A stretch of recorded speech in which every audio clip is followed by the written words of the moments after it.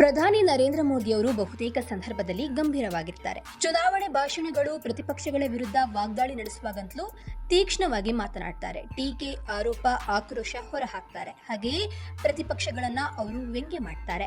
ಹಾಸ್ಯ ಚಟಾಕಿ ಮೂಲಕವೂ ಟಾಂಗ್ ಕೊಡ್ತಾರೆ. ಇದಕ್ಕೆ ನಿದರ್ಶನ ಎಂಬಂತೆ ಚುನಾವಣೆಯಲ್ಲಿ ಬಿಜೆಪಿ ನೇತೃತ್ವದ ಎನ್ಡಿಎ 400 ಸೀಟ್ ಗೆಲ್ತದೆ ಎಂಬುದನ್ನ ಪದೇ ಪದೇ ಹೇಳಿ ಪ್ರತಿಪಕ್ಷಗಳು ಕೂಡ ತಮ್ಮ ಪರವಾಗಿ ಪ್ರಚಾರಕ್ಕೆ ಹೇಗೆ ಬಳಸಿಕೊಂಡ್ರು ಎಂಬುದನ್ನ ಖುದ್ದು ನರೇಂದ್ರ ಮೋದಿ ಅವರೇ ಹೇಳಿದ್ದಾರೆ. ಇಂಡಿಯಾ ಟಿವಿ ಚಾನೆಲ್ಗೆ ಸಂದರ್ಶನ ನೀಡುವ ವೇಳೆ 400 ಪಾರ್ ಅಭಿಯಾನದ ಕುರಿತು ತಮಾಷೆಯಾಗಿ ಮಾತನಾಡಿದ್ದಾರೆ. ನಾವು 400ಕ್ಕೂ ಅಧಿಕ ಸ್ಥಾನಗಳಲ್ಲಿ ಗೆಲ್ತೇವೆ ಅಂತ ಅಂದ್ವಿ. ಆದರೆ ಪ್ರತಿಪಕ್ಷಗಳು ಪದೇ ಪದೇ ಹೇಳಿದ್ವು, ಎನ್ಡಿಎ 400 ಸೀಟ್ ಗೆಲ್ಲೋದೇ ಇಲ್ಲ ಅಂತ ಹೇಳಿದ್ವು. ಆದರೆ ಕೊನೆಗೆ ಏನಾಯ್ತು? ಪ್ರತಿಪಕ್ಷಗಳೇ 400 ಸೀಟ್ ಗೆಲ್ಲಲ್ಲ ಅಂತ ಅಭಿಯಾನ ಮಾಡಿದ್ವು. ನಾನು ಅವರನ್ನ ಎಲ್ಲಿಗೆ ಕರೆದುಕೊಂಡು ಹೋಗ್ತಾ ಇದ್ದೇನೆ ಎಂಬುದು ಪ್ರತಿಪಕ್ಷಗಳ ನಾಯಕರಿಗೆ ಗೊತ್ತೇ ಆಗಲಿಲ್ಲ. 3 ಹಂತಗಳ ಮತದಾನ ಮುಗಿದ ಬಳಿಕ ನೀವ್ಯಾಕೆ 400 ಸೀಟ್ ಗೆಲ್ತಾರೆ ಇಲ್ವೇ ಅಂತ ಎಂಬುದರ ಕುರಿತು ಚುನಾವಣೆ ಪ್ರಚಾರ ಮಾಡ್ತಾ ಇದ್ದೀರಿ ಎಂಬುದಾಗಿ ಬೇರೆ ಯಾರೋ ಪಕ್ಷಗಳಿಗೆ ಹೇಳಿದ್ರು ಅಂತ ನಗುತ್ತಲೇ ಪ್ರತಿಪಕ್ಷಗಳನ್ನ ಯಾಮಾರಿಸಿದ ರೀತಿಯನ್ನ ಮೋದಿ ವಿವರಿಸಿದ್ರು. ಇನ್ನು ಪಾಕಿಸ್ತಾನದಲ್ಲಿ ಅಪರಿಚಿತರ ಗುಂಡಿನ ದಾಳಿಗೆ ಉಗ್ರರು ಬಲಿಯಾಗ್ತಾ ಇರೋದ್ರ ಹಿಂದೆ ಭಾರತದ ಕೈವಾಡ ಇದೆ ಎಂಬುದಾಗಿ ಸಂದರ್ಶಕ ಕೇಳಿದ ಪ್ರಶ್ನೆಗೆ ನರೇಂದ್ರ ಮೋದಿ ಉತ್ತರಿಸಿದ್ರು. ಪಾಕಿಸ್ತಾನದವರು ಇದರ ಕುರಿತು ಚಿಂತೆ ಮಾಡ್ತಾರೆ. ಆದರೆ ಪಾಕಿಸ್ತಾನದಲ್ಲಿ ಉಗ್ರರು ಹತ್ಯೆಗೀಡಾದ್ರೆ ಭಾರತದಲ್ಲಿರುವ ಕೆಲವರ ಕಣ್ಣಿನಲ್ಲಿ ನೀರು ಯಾಕೆ ಬರ್ತದೆ ಎಂಬುದು ನನಗೆ ಗೊತ್ತಾಗ್ತಾ ಇಲ್ಲ. ಇನ್ನು ಸಂದರ್ಶನದ ವೇಳೆ ರಾಹುಲ್ ಗಾಂಧಿ ಪ್ರತಿಪಕ್ಷಗಳು, ಅಭಿವೃದ್ಧಿ, ಇಸ್ರೇಲ್ ಪ್ಯಾಲೆಸ್ತೀನ್ ಯುದ್ಧ ಸೇರಿ ಹಲವು ವಿಷಯಗಳ ಕುರಿತು ಮೋದಿ ಮಾತನಾಡಿದ್ರು. ಮಣಿಶಂಕರ್ ಅಯ್ಯರ್ ಅಣುಬಾಂಬ್ ಹೇಳಿಕೆಗೆ ಪ್ರಧಾನಿ ನರೇಂದ್ರ ಮೋದಿ ಪ್ರತಿಕ್ರಿಯಿಸಿದ್ರು.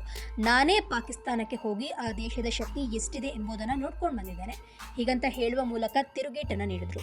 ನಾನೇ ಲಾಹೋರ್ಗೆ ತೆರಳಿ ಆ ಪಾಕಿಸ್ತಾನದ ಶಕ್ತಿ ಎಷ್ಟಿದೆ ಎಂಬುದನ್ನು ನೋಡ್ಕೊಂಡು ಬಂದಿದ್ದೇನೆ. ನನ್ನನ್ನು ನೋಡಿ.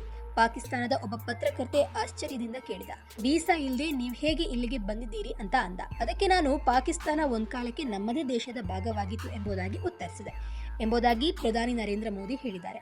ಆ ಮೂಲಕ ಮಣಿಶಂಕರ್ ಅಯ್ಯರ್ ಹೇಳಿಕೆಗೆ ವ್ಯಂಗ್ಯವಾಗಿಯೇ ಉತ್ತರವನ್ನ ಕೊಟ್ಟರು. ಸ್ನೇಹಿತರೆ, ನರೇಂದ್ರ ಮೋದಿ ಅವರು ಅಬ್ಗಿ ಬಾರ್ 400 ಪಾರ್ ಅಂತ ಹೇಳಿ ಪ್ರತಿಪಕ್ಷಗಳನ್ನ ಒಂದ್ ರೀತಿಯಲ್ಲಿ ಮಂಗ ಮಾಡಿದ್ದು ಅವರಿಗೆ ಗೊತ್ತಾಗ್ಲಿಲ್ಲ.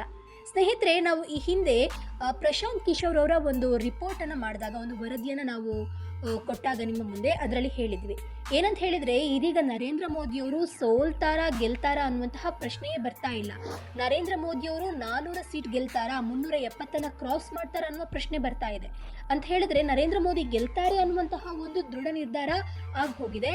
ಆದರೆ ಎಷ್ಟು ಸೀಟ್ ಗೆಲ್ತಾರೆ, 400, 370 ದಾಟ್ತಾರಾ ಅನ್ನುವ ಪ್ರಶ್ನೆ ಮೂಡ್ತಾ ಇದೆ. ಅಂತ ಹೇಳಿದ್ರೆ ನರೇಂದ್ರ ಮೋದಿ ಅವರು ಏನು ಹೇಳಿದಾರಲ್ವ ಅಂದರೆ 400 ಸೀಟ್, ಇದು ಪ್ರಶಾಂತ್ ಕಿಶೋರ್ ಅವರು ಹೇಳಿದ್ರು. ಏನಂತ ಹೇಳಿದ್ರೆ, ಇದು ಮೈಂಡ್ ಗೇಮ್ ಅಥವಾ ಒಂದು ರೀತಿಯಲ್ಲಿ ಅವರ ಪಕ್ಷದ ಕಾರ್ಯಕರ್ತರಿಗೆ ಉತ್ಸಾಹವನ್ನು ತುಂಬಲಿಕ್ಕೆ, ಆ ಒಂದು ಕಾರಣಕ್ಕೆ ಪ್ರತಿ ಸಲವೂ ಇದು ಅಬ್ಕಿ ಬಾರ್ 400 ಪಾರ್ ಅಂತ ಹೇಳ್ತಾ ಇದ್ರು ಅಂತ ಹೇಳೋದ್ರ ಮೂಲಕ ಮೋದಿ ಈ ಬಾರಿ ಮಾಡಿದಂತಹ ಒಂದು ಗೇಮ್ ಪ್ಲಾನ್ ಅನ್ನ ಪ್ರಶಾಂತ್ ಕಿಶೋರ್ ಅವರು ಡಿಕೋಡ್ ಮಾಡಿದ್ರು. ಇದೀಗ ಪ್ರಧಾನಿ ನರೇಂದ್ರ ಮೋದಿಯವರು ಕೂಡ ಖಾಸಗಿ ಸುದ್ದಿ ಸಂಸ್ಥೆಯಲ್ಲಿ ಮಾತನಾಡುವಾಗ ಒಂದು ರೀತಿಯಲ್ಲಿ ವ್ಯಂಗ್ಯಭರಿತವಾಗಿ ಹೇಳೋದ್ರ ಮೂಲಕ ಅದೇ ರೀತಿಯಾದಂತಹ ಮಾತನ್ನ ಹೇಳಿದ್ದಾರೆ.